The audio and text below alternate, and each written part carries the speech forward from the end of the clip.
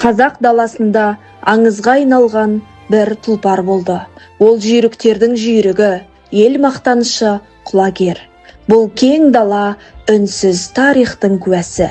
Мұнда талай тағдыр жазылған. Ақан сері деген елдің еркесі, ән мен жырдың иесі, оның дауысы даланың үні.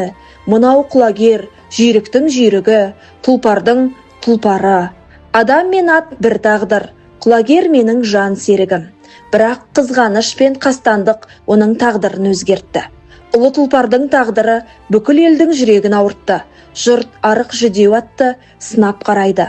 Мынау бәйгеге жарамайды дегендей күлкі мен мысқыл естіледі. Тұлпардың мұңды жанары, бірі оны соғымға союды айтады, бірі мінуге де жарамсыз дейді. Құлагер үнсіз, басы төмен, күлкі саябырсып, ауыр әуен орын алады. Бірақ ақан серінің жүзінде үлкен сенім бар. Ол ешкімге қарамайды, тек өз тұлпарына сенеді. Ішкі тыныштық пен сенім. Сол кезде жұрт арасынан атақты Күреңбай сыншы шықты. Барлығы тыныштала қалды. Сыншы тұлпарды айналып байыппен көз салды. Күреңбай тоқтап, салмақты дауыспен: алдынан озса құтылмас, артынан қуса жетпес деді. Жұрт таң тамаша. Күлкі сап тыйылды. Жел соғып, құлагердің жалы желбіреді.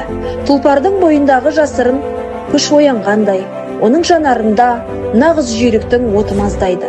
Нағыз жүйрікті сыртынан бағалама. Құлагер қазақ даласының аңыз тұлпары. Нағыз өнер мен сенімнің жеңісі. Көре алмаушылық пен қастандық тасада тығылып тұр еді. Батыраш деген зұлымның іші тарлығы аттың аяғына тұзақ, ажалына себеп болды. Кенет сұмдық оқиға орын алды. Даланың еркесі жер құшты. Ақан серінің зары Көкшетаудың тастарын жылатты. Құлагерім деп аңырады ақын. Өнердің қанаты қиылды. Тұлпардың тұяғы тоқтады.